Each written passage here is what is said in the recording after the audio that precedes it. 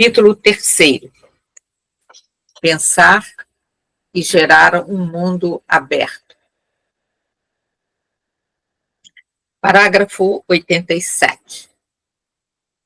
O ser humano está feito de tal maneira que não se realiza, não se desenvolve, nem pode encontrar a sua plenitude, a não ser no sincero dom de si mesmo aos outros.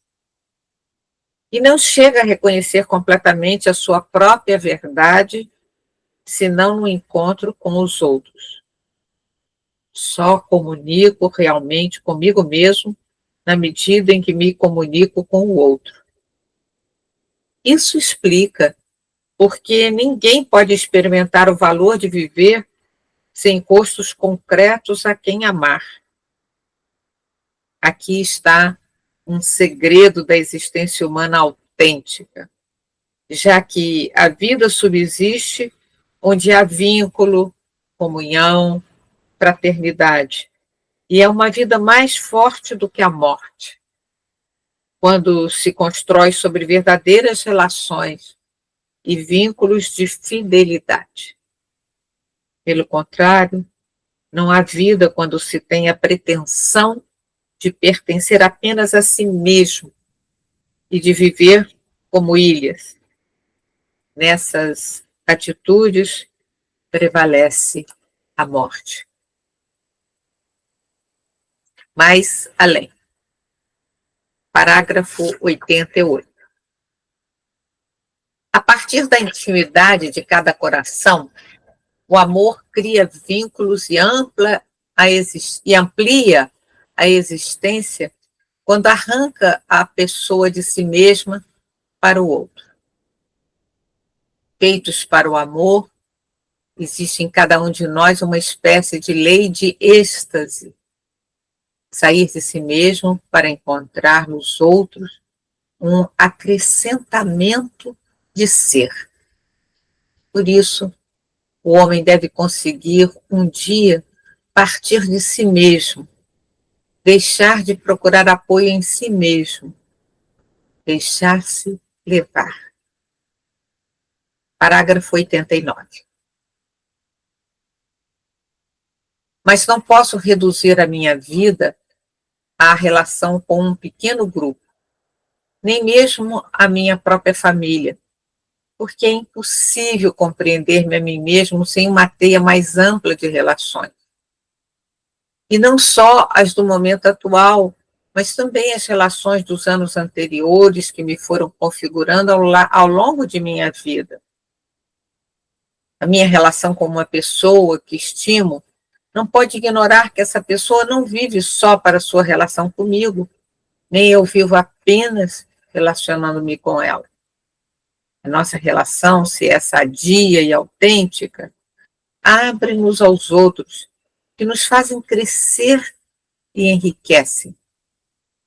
O mais nobre sentido social, hoje facilmente fica anulado sob intimismos egoístas com aparência de relações intensas.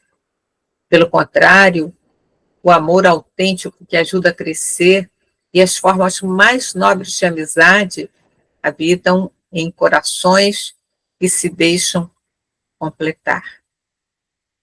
O vínculo de casal e de amizade está orientado para abrir o coração em redor, para nos tornar capazes de sair de nós mesmos até acolher a todos. Os grupos fechados, os casais autorreferenciais, que se constituem como um nós contraposto ao mundo inteiro, habitualmente são formas idealizadas de egoísmo e mera autoproteção.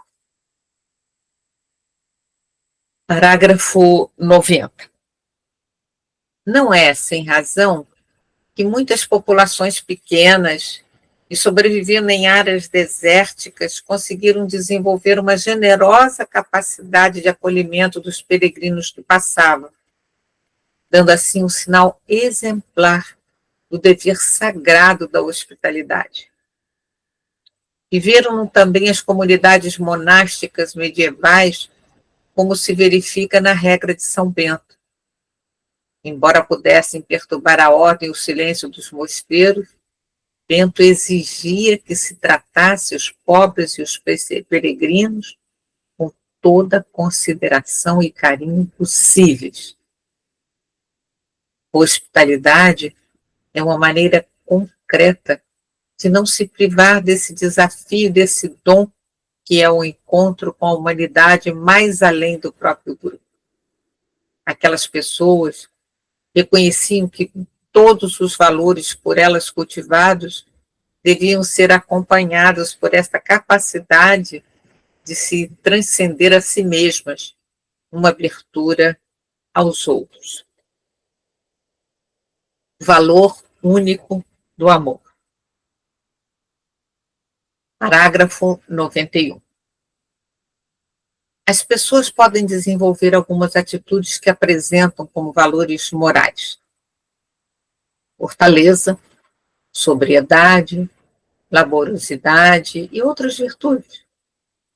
Mas para orientar adequadamente os hábitos das várias virtudes morais, é necessário considerar também a medida em que eles realizam um dinamismo de abertura e união para com outras pessoas. Esse dinamismo é a caridade que Deus infunde. Caso contrário, talvez tenhamos só uma aparência de virtudes, que serão incapazes de construir a vida em comum. Por isso, dizia São Tomás de Aquino, citando Santo Agostinho, que a temperança numa pessoa avarenta nem sequer era virtuosa. Com outras palavras, explicava São Boaventura que as restantes virtudes, sem a caridade, não cumprem estritamente os mandamentos, como Deus os compreende. Parágrafo 92. A estrutura espiritual de uma vida humana é medida pelo amor, que constitui o critério para a decisão definitiva sobre o valor ou a inutilidade de uma vida humana. Todavia, há crentes que pensam que a sua grandeza está na imposição das suas ideologias aos outros, ou na defesa violenta da verdade, ou em grandes demonstrações de força. Todos nós, crentes, devemos reconhecer isso. Em primeiro lugar, está o amor. O amor nunca deve ser colocado em risco. O maior perigo é não amar. Parágrafo 93. Procurando especificar em que consiste a experiência de amar, que Deus torna possível com a sua graça, São Tomás de Aquino explicava com um movimento que centra a atenção no outro, considerando-o como um só comigo mesmo. A atenção afetiva prestada ao outro provoca uma orientação que leva a procurar o meu bem gratuitamente.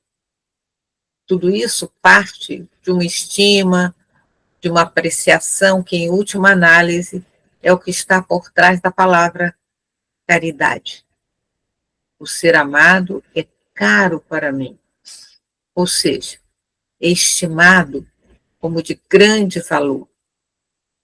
E do amor pelo qual uma pessoa me agrada, depende que lhe dê algo grátis. Conteúdo. Conteúdo. Conteúdo.